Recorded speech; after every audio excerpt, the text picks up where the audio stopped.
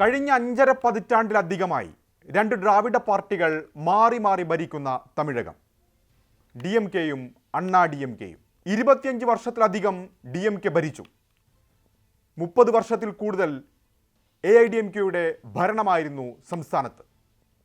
കരുണാനിധിക്കും MGRനും ജയലളിതയ്ക്കും തുടർഭരണവുമുണ്ടായി. ഇക്കാലയളവിൽ S രാംദാസിൻ്റെ PMK, വൈക്കോയുടെ MDMK തുടങ്ങി വിവിധ കക്ഷികൾ പിറന്നു. വിജയ്കാന്തും കമൽഹാസനും രാഷ്ട്രീയത്തിൽ വന്നു. ഇവർക്കൊന്നും പക്ഷേ പുതുരാഷ്ട്രീയ വഴി വെട്ടാനായില്ലെന്നു മാത്രമല്ല, രണ്ടു ദ്രാവിഡ പാർട്ടികളുടെ കൂടെ കൂടിയതാണ് പിൽക്കാല ചരിത്രം. പല തല മാറി പരീക്ഷിച്ചിട്ടും BJPക്ക് ബാലികേറ മലയാണ് തമിഴ്നാട്. അങ്ങനെ 2026 തെരഞ്ഞെടുപ്പിന് MK സ്റ്റാലിൻ അജണ്ട നിശ്ചയിക്കുന്നതിനിടയിലേക്കാണ് നടൻ വിജയിയുടെ വരവ്.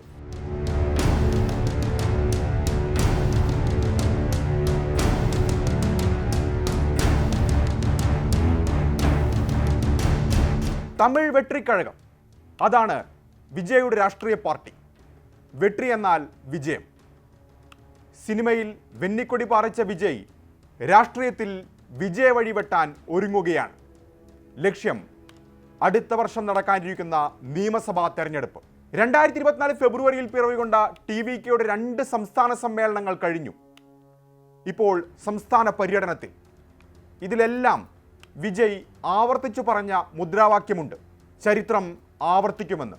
അതിന് കൂട്ടുപിടിക്കുന്നത് തമിഴകം കീഴടക്കിയ 2 മുൻ മുഖ്യമന്ത്രിമാരെയാണ്.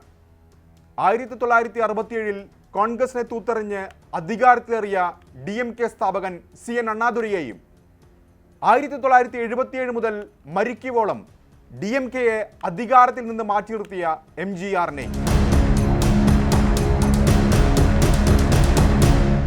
കൂറ്റൻ കട്ടൗട്ടുകളിൽ, പോസ്റ്ററുകളിൽ, വാഹനങ്ങളിലൊക്കെ വിജയ്ക്കൊപ്പം ഇരു നേതാക്കളുടെയും ചിത്രം കാണാം. സംസ്ഥാന യാത്രയ്ക്കായി അലങ്കരിച്ച ബസ്സിലും ഇവരുടെ ചിത്രങ്ങളുണ്ട്. നിങ്ങളുടെ വിജയ് ഇതാ വരുന്നുവെന്നാണ് യാത്രയുടെ മുദ്രാവാക്യം. തിരുച്ചിറപ്പള്ളിയിൽ നിന്ന് തുടങ്ങിയ യാത്രയ്ക്ക് എതിരാളികളോ ഒരുപക്ഷെ വിജയോ പോലും പ്രതീക്ഷിക്കാത്ത പങ്കാളിത്തം. നട്ടുച്ചയെന്നോ പാതിരാത്രിയെന്നോ വ്യത്യാസമില്ലാതെ തിരുച്ചിറപ്പള്ളിയിലും അരിയാരൂരിലും പേരമ്പല്ലൂരിലും ആളുകൾ ഇരമ്പിയെത്തി.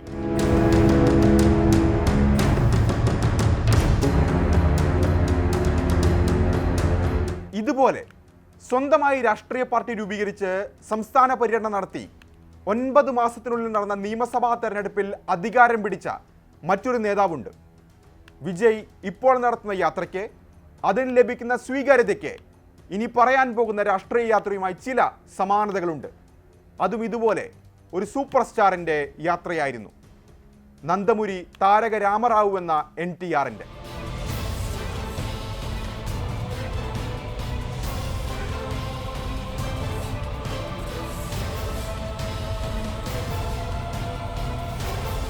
തെലുങ്ക് സിനിമയിലെ സൂപ്പർ സ്റ്റാർ NTRൻ്റെ രാഷ്ട്രീയ പ്രവേശം പ്രായം 60 അടുക്കുമ്പോഴായിരുന്നു. 1982 മാർച്ചിലായിരുന്നു NTR തെലുങ്കുദേശം പാർട്ടി രൂപീകരിച്ചത്. തെലുങ്ക് ജനതയുടെ ആത്മാഭിമാനം ഉയർത്തിപ്പിടിക്കും, ഇതായിരുന്നു NTRൻ്റെ മുദ്രാവാക്യം. പിന്നാലെ NTR സംസ്ഥാന പര്യടനം നടത്തി. ചൈതന്യ രഥയാത്ര. രാജ്യത്തെ തെരഞ്ഞെടുപ്പ് പ്രചാരണ രീതികളെ പുനർവ്യാഖ്യാനിച്ചു ആ യാത്ര. തൻ്റെ ഷെവർലെ വിൻറ്റേജ് വാൻ NTR രഥമാക്കി മാറ്റി. ഫ്ലഡ് ലൈറ്റും ഉച്ചഭാഷണിയുമൊക്കെ രഥത്തിൽ. മകൻ നന്ദമുരി ഹരികൃഷ്ണ രഥത്തിൻ്റെ സാരഥിയായി. 9 മാസം കൊണ്ട് 4 തവണയായി സംസ്ഥാനത്തുടനീളം 40,000 കിലോമീറ്റർ NTR പര്യടനം നടത്തി. ജനങ്ങൾ NTRനെ കേൾക്കാൻ ഒഴുകി വന്നു. 1983 മെയ് മാസത്തിൽ തെരഞ്ഞെടുപ്പ് ഫലം വന്നപ്പോൾ സംസ്ഥാനത്തെ ആദ്യ കോൺഗ്രസ് ഇതര മുഖ്യമന്ത്രിയായി NTR.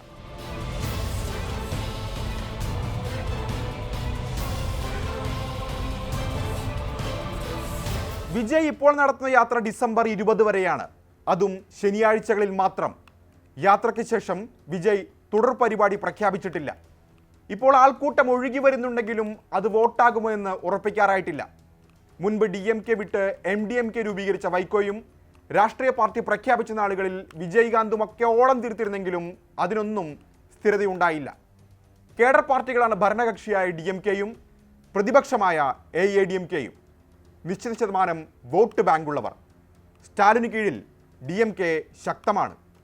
ജയലളിതയുടെ മരണശേഷം വളർച്ച താഴോട്ടാണെങ്കിലും ADMKയ്ക്കും വോട്ടുണ്ട്.